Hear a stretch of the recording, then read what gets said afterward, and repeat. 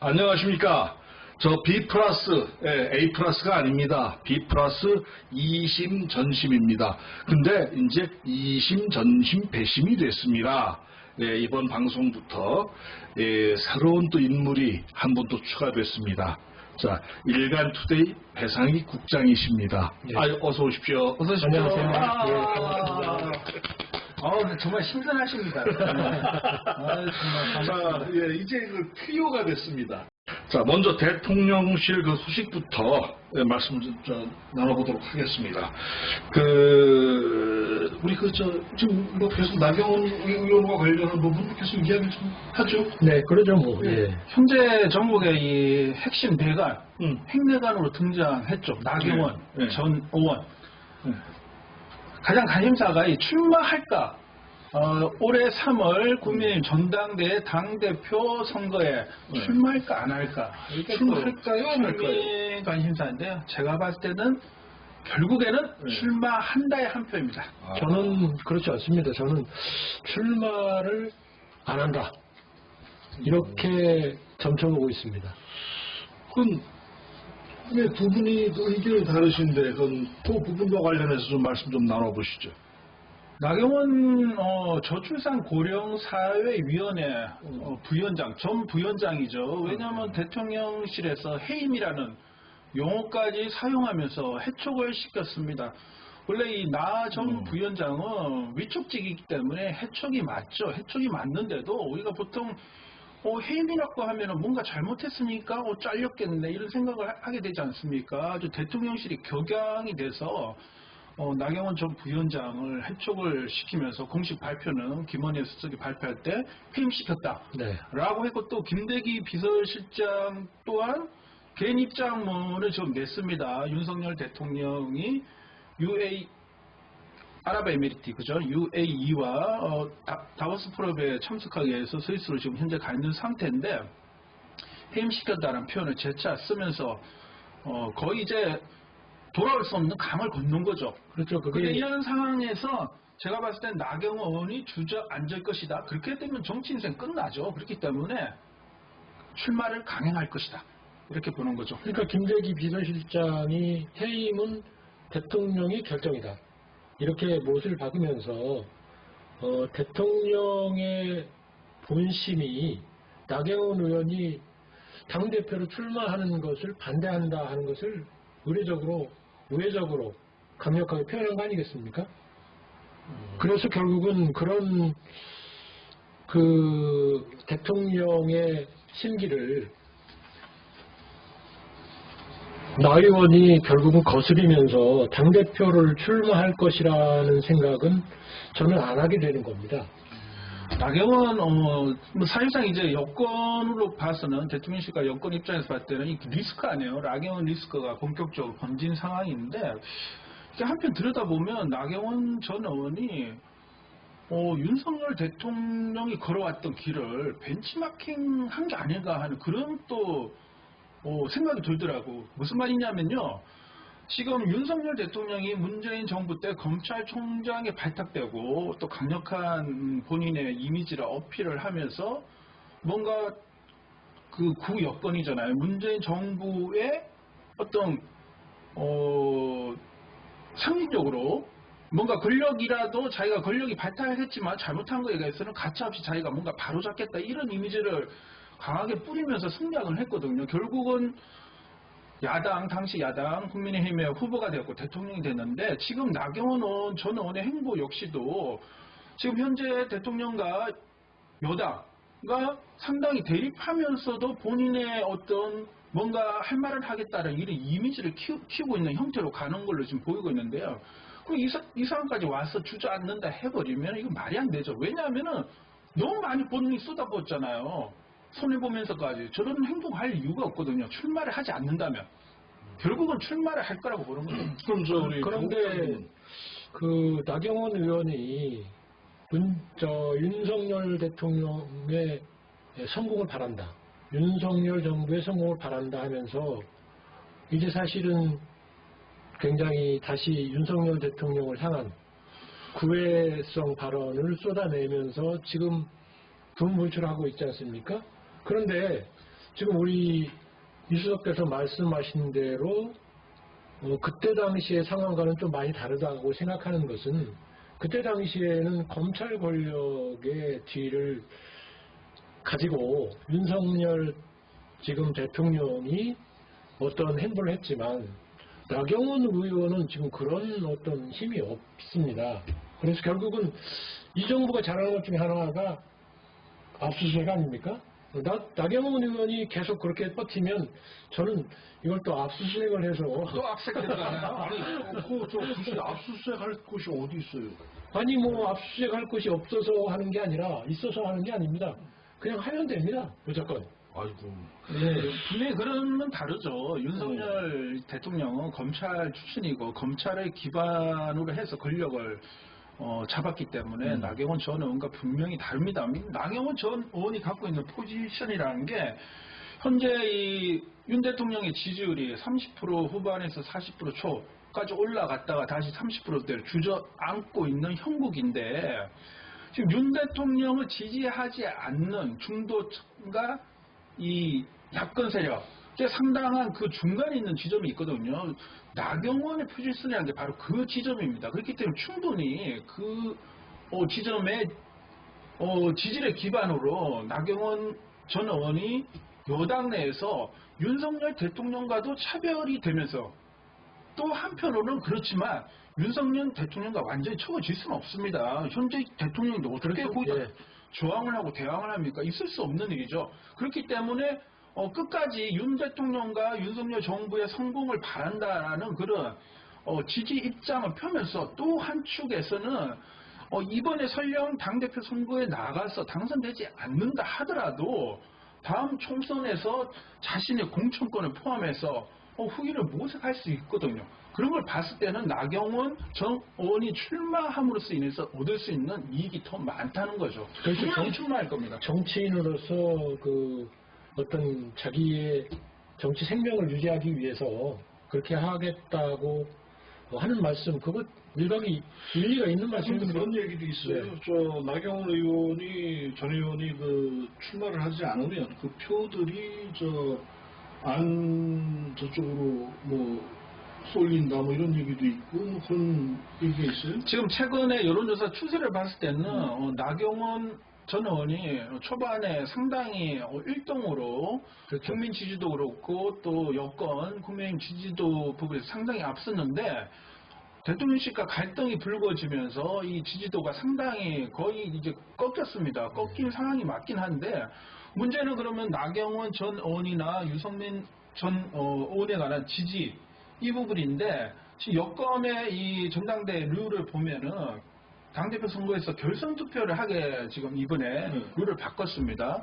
그러면 김기현 의원이 50% 이상 과반수 이상 투표를 하지 못했을 경우에 결선 투표를 해야 되는 거 아닙니까? 그러면은 지금 김기현, 나경원, 안철수 등 이렇게 강세를 이루고 있는데 나경원 전 의원이 1위를 하지 못하고 2위 또는 3위로 주저앉았을 경우에 또 김기현 의원이 1등을 못했을 경우에 결선 갔을 때 나경원 전 의원과 유성민 전 의원의 쏠린 표가 안철수 쪽으로 간다라는 그런 분석이 나왔고 실제로 여론조사도 그렇게 놓은 여론조사가 있습니다. 그렇게 되면은 대통령실과 여권으로서는 상당히 곤욕스러운 상황이 발생할 수 있는 거죠. 안철수 의원이 어부 지리로 당대표에 당선됐으면 그런 상황. 아마 여권 대통령실에서는 가장 생각하기 싫은 아주 끔찍한 시나리오겠죠. 그렇죠. 가장 그 최악의 시나리오가 나오는 거죠. 어차피 그래서 나경원 의원은 출마를 하나 못하나 여당 대표로 출마를 하나 못하나 데미지도 있는 건 사실 아닙니까? 그래서 결국은 나 전 의원이 당선이 되면 모르지만 당선이 안 된다고 보면 그 데미지는 정치적으로 굉장히 큰. 결국은 공천을 받기도 어려운. 그렇죠. 예. 그러니까 정치 생명을 걸고 지금 이제 선택의 기로에 놓인 거죠. 그런데 이제 글쎄요, 나경원 의원 본인이 어떤 길을 선택할지 그것은 아직 밝히질 않았으니까 모르는 것이고, 그리고 정치 지형이라는 것이 시시각각 변하다 보니까 어떻게 변할지 사실 우리가 예측할 뿐이지 그것을 뭐 확증하고 장담할 수는 없습니다. 지금 뭐 지지율 추세를 봐도 자꾸 그 나경원 의원 지금 아까 바로 우리 이 수석께서 말씀하신 대로 나경원 의원이 급전직하, 인기도가 떨어지고 김기현 의원이 올라갔지 않습니까? 뭐 이런 상황들이 앞으로도 계속 엎치락 뒤치락 하면서 전개될 것이라고 봅니다. 근데 참 좀 의문이 드는 게, 지금 대통령실에 이게 찍혀서 그런 거 아닌가요? 이게 사실은? 그렇죠. 결국은 그 윤심이라는 것은 대통령과 척을 졌다 하면 바로 팽당하는, 뭐 안철수 뭐 전 의원이 그랬고, 뭐 다른 사람들도 보면 대통령과 뭐 어떤 대립각에 서면 바로 그냥 팽을 당하는 그런 것들을 우리가 보아왔지 않습니까? 그래서 나경원 의원도 결국은 자신이 대통령과 척지는 모습을 보이니까 대통령으로부터 어떤 강한 어필을 받고 대통령실에서 결국은 그렇게 결정한 것이고, 그 결정에 대해서 대통령이 결정한 것이다라고 재차 강조한 거죠. 근데 말이에요. 나경원 전 의원 입장에서는 상당히 좀 억울하다 이런 해명들을 하고 있거든요. 그렇죠. 예. 제가 어제 나경원 전 의원 측에서 자료를 하나 돌렸어요. 국회 뭐 출입기자, 뭐 여의도 이 정치권 중심으로 이게 뿌려졌는데, 그 내용을 보면 이런 게 있습니다. 한쪽에서는 나경원 전 의원이 자기가 원해서 부위원장직을 맡았다. 그리고 뭐 장갑급 대우다. 뭐 이렇게 뭔가 화려한 그런 자리를 줬음에도 불구하고 저런 행동을 했다.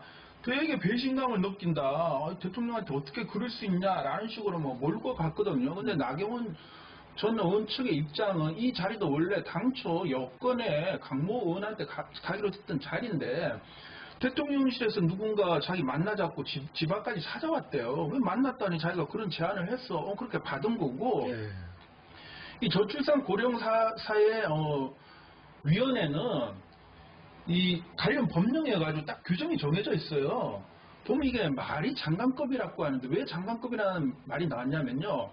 간사위원을 2명 두기로 돼 있는데 위원장이 윤석열 대통령입니다. 뭐 부위원장하고 간사위원이 2명인데, 간사위원 1명은 보건복지부 장관이에요. 또 1명은 이제 나경원 전 이제 부위원장인데, 그러니까 외형적으로 봤을 때 장관급이 맞는 것처럼 보이는데, 그렇죠. 예. 이게 명예직이에요. 명예직이고 임기가 2년이긴 한데, 뭐 이렇게 상관을 하면서 글쎄요. 뭐 장관급 되면은 그죠? 실급여가 얼마나 많습니까? 근데 그런 게 아니에요. 장관이라고 하면은 자기 희하에 수백 명의 직원들, 그리고 적게는 뭐 몇 조에 달하는 예산을 가지고 이거를 올라가고 하고 있는데, 나경원 전 의원 얘기는요, 고작 그 위원회 몇십 명 안에서 거의 비상근 형태로 했는데 이게 사실과 다르다 이렇게 해명을 하면서, 이렇게 자신에 관한 잘못된 왜곡된 정보가 대통령실 참모를 통해 가지고 대통령에게 올라갔고, 그로 인해서 자기가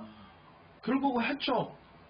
해임이라고 표현을 썼죠. 당하는 그런 지경까지 내몰렸다. 그렇기 때문에 자신이 출마하겠다라는 표현은 안 했지만, 이런 잘못된 왜곡 보고를 하지 않는 그런 당대표가 있는 그런 얘기를 넌시시 던진 거예요. 이걸 봤을 때는 나경원 전 위원 전 부위원장 입장에서는 자기에게 주어진 저출산 위기를 극복하고 이 고령사회에 대비한 여러 기본 계획이며 구체적 사업 계획들을 이제 구상하고, 위원장이 6호시, 부위원장이 한다라고 그 법에 돼 있는데, 위원장이 6호 말이 안 되죠. 위원장 이렇게 돼 있어요. 위원장이 직무를 수행하지 못할 경우 그런 표현이 돼 있는데, 그럼 대통령 6호라고 대통령 6호인데 그런 상황이 벌어질 수 없잖아요. 근데 그럼에도 불구하고 자기에게 맡겨진 책무를 하다 보니까 뭐 탕감인 이런 얘기까지 나왔는데, 대통령실에서 전혀 뭐 위원장 또는 뭐 논의된 바 없이 그렇게 혼자 했다 이런 식으로 몰고 간 거잖아요. 그러니까 결국은 간단하게